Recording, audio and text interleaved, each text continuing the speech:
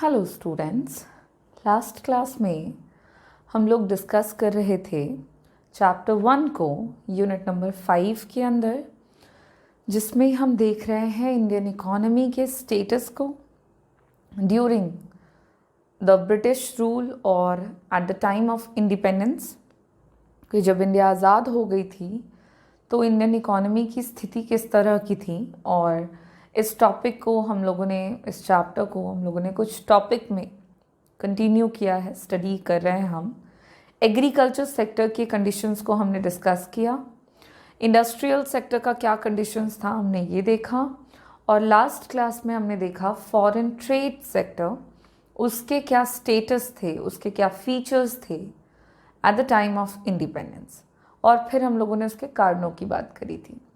आज की क्लास में हम अगले सेक्टर को डिस्कस करेंगे apart from the agriculture, industrial and foreign trade sector.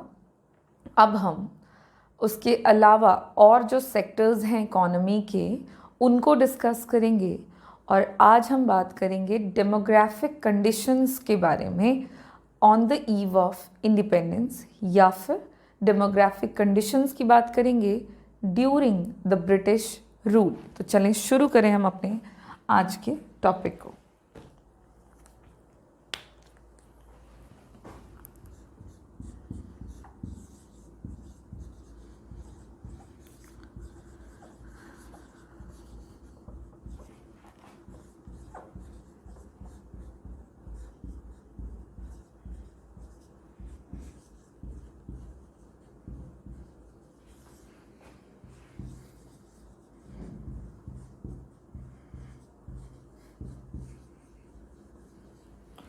तो हम बात कर रहे हैं इंडिया के डेमोग्राफिक कंडीशंस के बारे में ड्यूरिंग द ब्रिटिश रूल, कि इंडियन इकोनॉमी का डेमोग्राफिक कंडीशंस कैसा था। डेमोग्राफिक कंडीशन बोल रहे हैं मतलब बात कर रहे हैं, डेमोग्राफी मतलब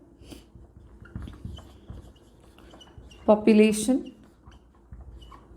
रिलेटेड, पॉपुलेशन से रिलेटेड जो भी स्ट्रक्चर था इंडिया का, हम उनके बारे में बात करें तो जो स्ट्रक्चर है पॉपुलेशन का इंडियन इकोनॉमी का, उसमें थोड़े बहुत चेंजेस देखने को मिले हैं। कब मिले हैं तो यहाँ पे आप ध्यान दोगे 1921, ये एक टाइम पीरियड था, इट इज़ एन ईयर, और इस साल को कहा जाता है ईयर ऑफ ग्रेट डिवाइड। 1921 का जो समय है, इसको उपमा या संज्ञा दी गई है ईयर ऑफ ग्रेट डिवाइड से। ये ईयर ऑफ ग्रेट डिवाइड के नाम से इसलिए जाना जाता है क्योंकि इस टाइम पीरियड में इंडियन इकोनॉमी में कई तरह के पॉपुलेशन में चेंजेस देखने को मिले। पॉपुलेशन में आपको किस तरह का चेंज हुआ, तो बिफोर द 1921 के पहले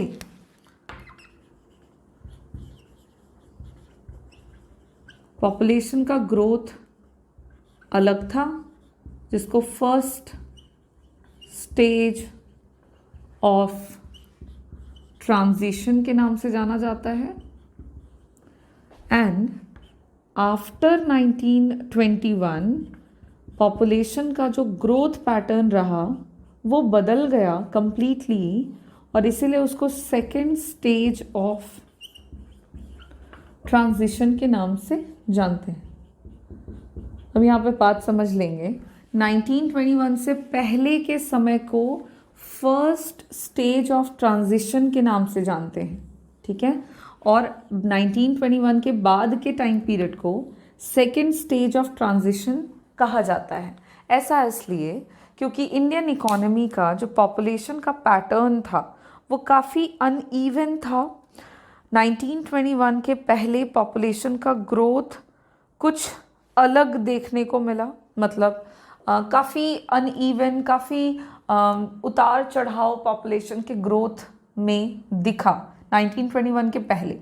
और 1921 के बाद का जो टाइम पीरियड रहा उसमें दिखा कि पॉपुलेशन जो है इंडिया का वो काफ़ी ज़्यादा क्वांटिटी में ग्रो कर रहा है, और ये ग्रोथ जो मिला पॉपुलेशन में ये काफ़ी कंटिन्यूअस था। कंटिन्यूटी में पॉपुलेशन का ग्रोथ 1921 के बाद देखने को मिला, एंड बिफोर 1921 काफ़ी अनइवननेस था, पॉपुलेशन में काफ़ी अनइवननेस था। तो इस तरह से पॉपुलेशन का जो एक कंप्लीट पैटर्न है वो हमारा बदल गया 1921 के साल के बाद। तो इसलिए इस टाइम पीरियड को ईयर ऑफ ग्रेट डिवाइड कहा जाता है। इससे पहले के टाइम को फर्स्ट स्टेज ऑफ ट्रांजिशन कहते हैं, और इसके बाद के टाइम पीरियड को सेकंड स्टेज ऑफ ट्रांजिशन कहते हैं। इन बातों के बारे में पता कैसे चला? तो इंडिया में फर्स्ट टाइम सेंसस डेटा का कलेक्शन हुआ, और ये सेंसस डेटा कलेक्ट हुआ था इंडियन इकोनॉमी में 1881 टाइम पीरियड में। 1881 में पहली बार सेंसस डेटा के कलेक्शन से इकोनॉमिक कंडीशंस के बारे में पता चला, पॉपुलेशन रिलेटेड पैटर्न के बारे में पता चला, और यहीं पे पता चला कि इकोनॉमी के पॉपुलेशन के पैटर्न में काफ़ी अनइवननेस है। और फिर 1921 आया जिसमें पॉपुलेशन का पैटर्न बदल गया, और उसके बाद देखा गया कि पॉपुलेशन काफ़ी तेज़ी से इंडिया में बढ़ रहा है। और इस तरह से जो rules and regulations related to population जो है वो आपको पता लग गया। रूल्स रेगुलेशन नहीं कहेंगे, कंडीशंस जो है वो आपको पता लग गया पॉपुलेशन के, और ये आपका एक कंप्लीट स्ट्रक्चर हो गया डेमोग्राफिक कंडीशन का ड्यूरिंग द ब्रिटिश रूल। हालांकि ब्रिटिशर्स ने इंडियन इकोनॉमी के पॉपुलेशन एंड उससे रिलेटेड जितने भी पॉइंट्स हैं या जो भी फैक्टर्स हैं उनके बारे में पता लगाने की कोशिश कभी भी नहीं करी। बट इंडिया में जो भी सिंसियर अटेम्प्ट किए गए पॉपुलेशन रिलेटेड इंफॉर्मेशन के कलेक्शन के लिए वो इंडियन एस्टिमेटर्स के द्वारा किए गए, और उन्होंने जो भी इंफॉर्मेशन कलेक्ट किया वो तमाम इंफॉर्मेशन से इंडिया में जो भी पॉपुलेशन या डेमोग्राफिक कंडीशंस रहे उन डेमोग्राफिक कंडीशन से ये पता लगा कि इंडिया का जो पॉपुलेशन है वो काफ़ी ज़्यादा क्वांटिटी में बैकवर्ड है। जो डेमोग्राफिक कंडीशंस है उससे एक ही बात रिवील हुई जिनके बारे में पता चला कि इंडिया का जो पॉपुलेशन का ग्रोथ है वो बड़ा बैकवर्ड है, पॉपुलेशन जो है वो कंप्लीट बैकवर्ड है। और इस बैकवर्डनेस को हम डिस्कस कर सकते हैं कुछ पॉइंट्स में। अगर हम बात करें फीचर्स, डेमोग्राफिक कंडीशंस की विशेषताएं किस तरह की थी इंडियन इकोनॉमी में ड्यूरिंग द ब्रिटिश रूल, तो इसमें मेन कुछ पॉइंट्स हैं। जैसे कि सबसे पहला पॉइंट है कि इंडिया में पॉपुलेशन का ग्रोथ थोड़ा सा अनइवन दिखा, जिसमें हाई बर्थ रेट दिखा एंड हाई डेथ रेट था। इंडिया में during British rule birth rate and death rate दोनों के दोनों काफ़ी ज़्यादा हाई थे। अगर हम इसको एज डेटा बात करें तो जैसे अगर हम बात करते हैं बर्थ रेट की, सबसे पहले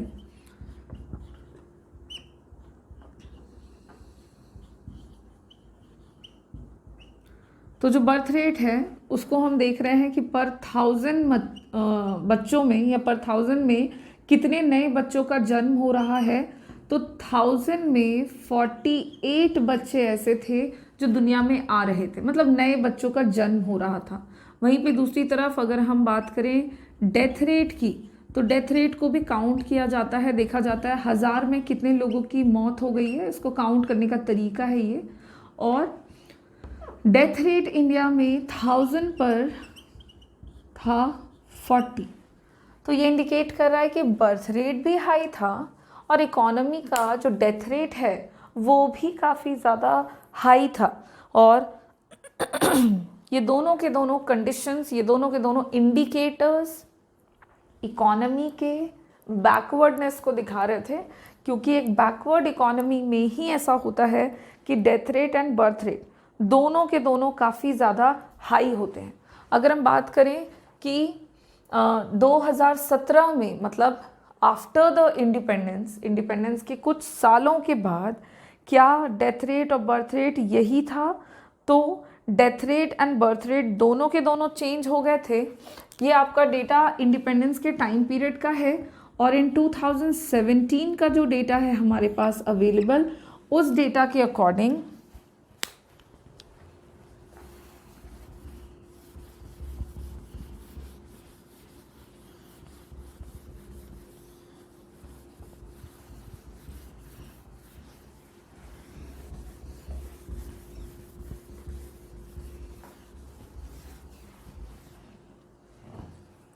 2017 के डेटा के अकॉर्डिंग इंडिया के बर्थ रेट और डेथ रेट दोनों में चेंज आया और दोनों की ही हालत या स्थिति में सुधार देखा गया।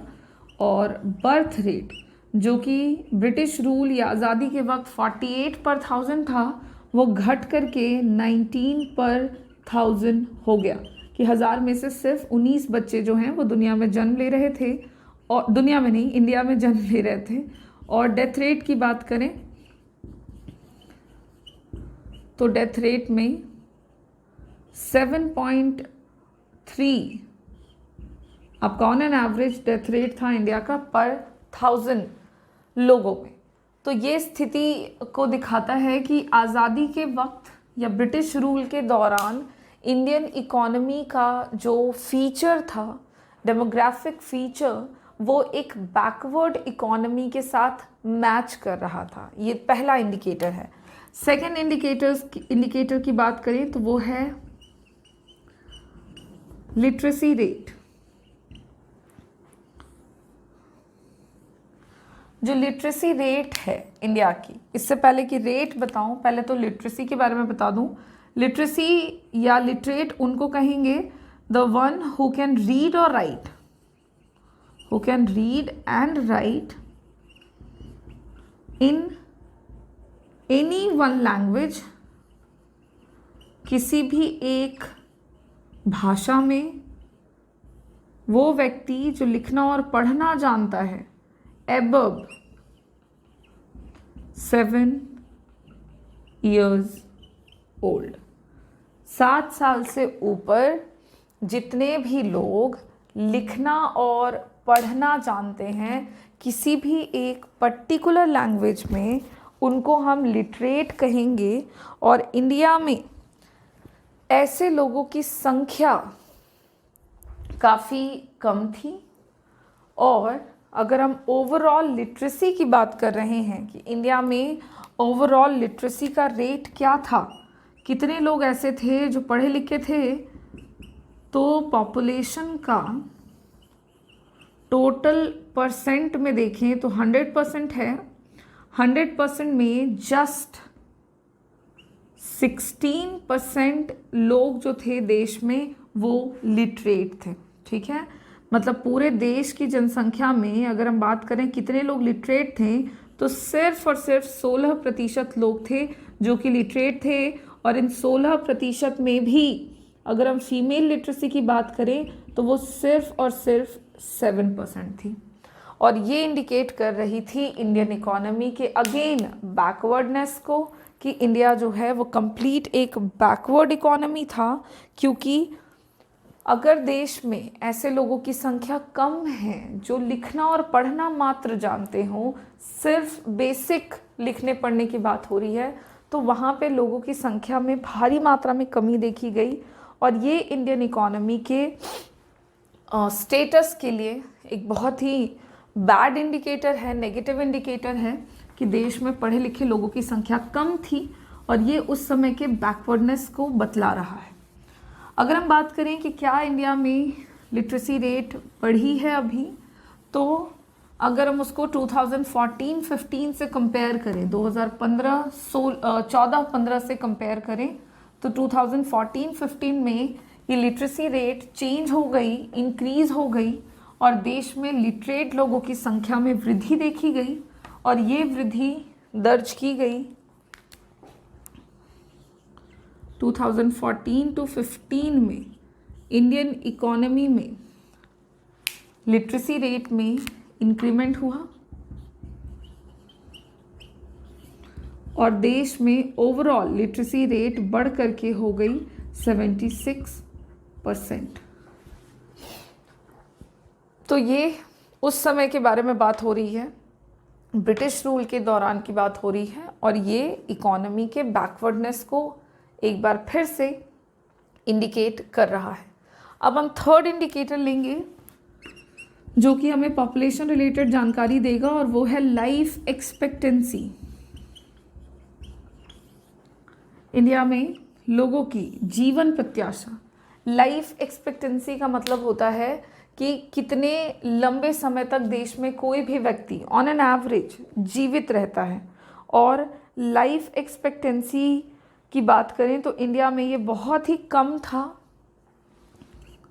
ब्रिटिश रूल के दौरान life expectancy was extremely low and it was just 44 years on an average. मतलब life expectancy was 44 years on an average, और यही एवरेज अगर हम बात करें कि 2014-15 में कितना हो गया, क्या देश का लाइफ एक्सपेक्टेंसी इतना ही रहा? तो 2014-15 की बात करें तो इस समय में लाइफ एक्सपेक्टेंसी बढ़ा और इंडियन इकोनॉमी में जो लाइफ एक्सपेक्टेंसी दर्ज किया गया लोगों का वो आपका हो गया 67 ईयर्स, जो कि आपके 2018 तक बढ़ कर के 68 ईयर्स हो गया था। तो ये ऑन एन एवरेज था हमारा, और इस तरह से हम देख पा रहे हैं कि इंडिया का life expectancy on the eve of independence काफ़ी लो था, और ये भी इंडियन इकोनॉमी के बैकवर्डनेस को इंडिकेट करता है। अगला इंडिकेटर हम ले सकते हैं infant mortality rate. Infant mortality rate से हम मेज़र करते हैं छोटे बच्चों के डेथ रेट को, और वैसे छोटे बच्चे का डेथ जो अपने जन्म के बाद 1 साल के अंदर जिनकी डेथ हो जाती है, हम उनको इन्फेंट मोर्टालिटी में इंक्लूड करते हैं और उसकी काउंटिंग की जाती है। इसको काउंट करने का तरीका है कि हर 1000 जिंदा बच्चों के जन्म पर देखा जाता है कि कितने बच्चों ने जन्म लिया और 1 साल के अंतराल में उनकी मौत हो गई, तो वो इन्फेंट मोर्टालिटी में काउंट किए जाते हैं। और इंडियन इकोनॉमी में during the British rule infant mortality rate was extremely high.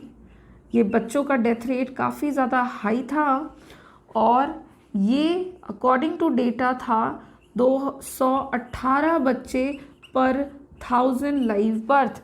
1000 बच्चों के जन्म पर 218 बच्चे ऐसे थे उस वक्त देश में जिनकी मौत हो जाती थी, और ये उस समय का डेटा है ड्यूरिंग द ब्रिटिश रूल। और ये डेटा चेंज हुआ 2014-15 में, ये डेटा चेंज होकर के 2014-15 में बदला, और इस स्थिति में, इस हालत में थोड़ा सुधार देखा गया, और देश का जो इन्फेंट मोर्टालिटी रेट था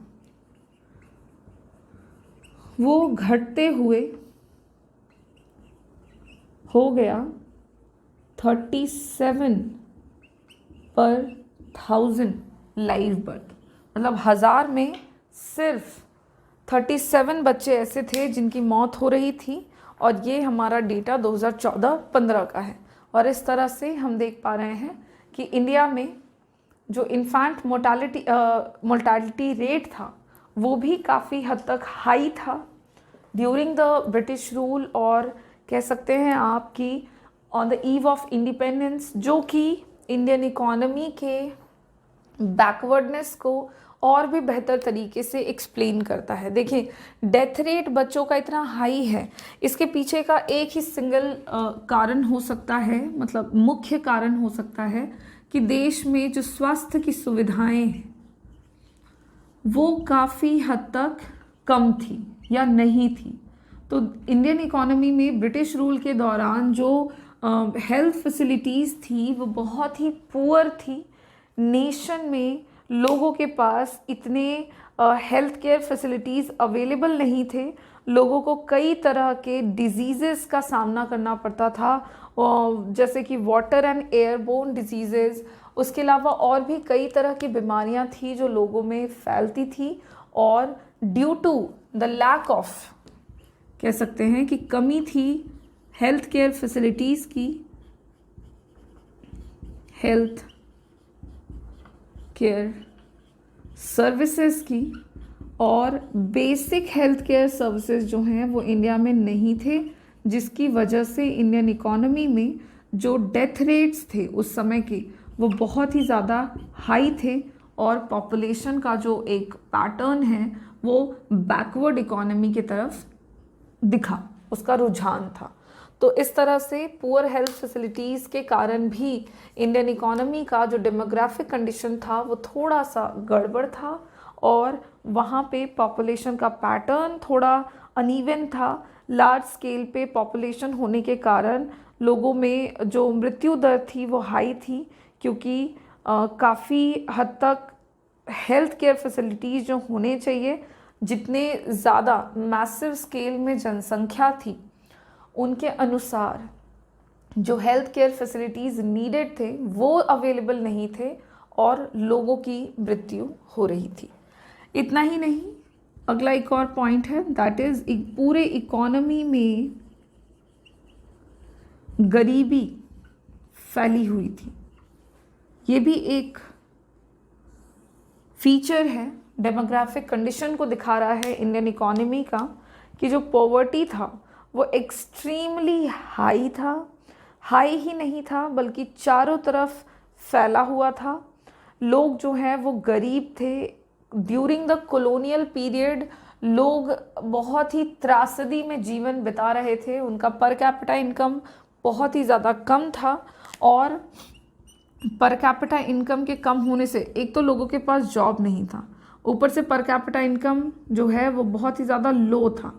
लो होने के कारण लोगों का जो स्टैंडर्ड ऑफ लिविंग है वो बहुत ज़्यादा लो था, और इन सब के कारण लोगों के पास ना ही हेल्थ केयर सर्विसेज थे, ना ही लोगों के पास लिटरेसी से रिलेटेड किसी भी तरह का कोई नॉलेज या कोई सर्विस एक्सेसिबल था, ना ही लोगों का हेल्थ रेट में डेथ रेट, बर्थ रेट, ये सारी चीज़ें नॉर्मल थी। लाइफ एक्सपेक्टेंसी भी कम थी, क्योंकि मोस्टली लोगों के पास खाने के लिए पैसे नहीं थे, जिसकी वजह से इंडियन इकोनॉमी का जो डेथ रेट है वो हाई था। वहाँ पे लाइफ एक्सपेक्टेंसी बहुत ही ज़्यादा कम था, इनफैक्ट मोर्टालिटी रेट हाई था, लोग पढ़े लिखे नहीं थे, बर्थ रेट डेथ रेट दोनों तो हाई था ही था, और लोगों के पास किसी भी तरह की कोई सुविधा जो बेसिक फैसिलिटीज़ होती है ये भी अवेलेबल नहीं थी। और इस तरह से ओवरऑल इतने पॉइंट्स में हम कंक्लूड कर सकते हैं कि इंडिया जो है वो ड्यूरिंग ब्रिटिश रूल, या जब आज़ाद हो भी गया था 1947 के टाइम पीरियड में, तब वो एक कंप्लीट बैकवर्ड इकोनॉमी था, क्योंकि उसके जितने भी फीचर्स हैं वो कम्प्लीटली एक बैकवर्ड इकोनॉमी के फीचर्स से मैच करते हैं। कहीं पर भी किसी भी तरह का कोई ग्रोथ का पैटर्न देखने को नहीं मिला था, और इकोनॉमी हमारे बुरे कंडीशंस में थी।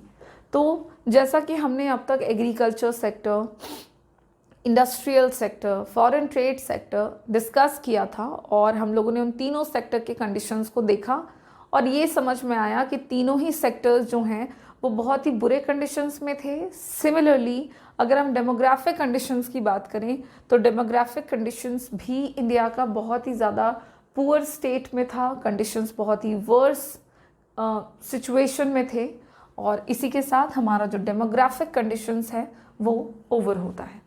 अब हम लोग एक और सेक्टर डिस्कस करेंगे जो कि होगा ऑक्यूपेशनल स्ट्रक्चर। इंडिया में व्यवसाय का जो क्षेत्र है वो किस तरह का था, लोग किस तरह के सेक्टर में एंगेज्ड थे। साथ ही साथ हम एक और सेक्टर डिस्कस करेंगे, इंफ्रास्ट्रक्चर। इंफ्रास्ट्रक्चर की क्या अवेलेबिलिटी थी इंडियन इकोनॉमी में, किस तरह के बेसिक इंफ्रास्ट्रक्चर हमारे देश में थे, उनका डेवलपमेंट किसने किया था, क्यों किया था, इस तरह की चीज़ें जो है वो हम डिस्कस करेंगे। तो अब सिर्फ दो सेक्टर है, एक ऑक्यूपेशनल स्ट्रक्चर एंड एक इंफ्रास्ट्रक्चर। ये जो दो आपके सेक्टर्स हैं इनको हम लोग नेक्स्ट क्लास में डिस्कस करेंगे। आज के क्लास में हम ऑक्यूपेशनल डेमोग्राफिक कंडीशंस को डिस्कस करके रहने देंगे। Thank you.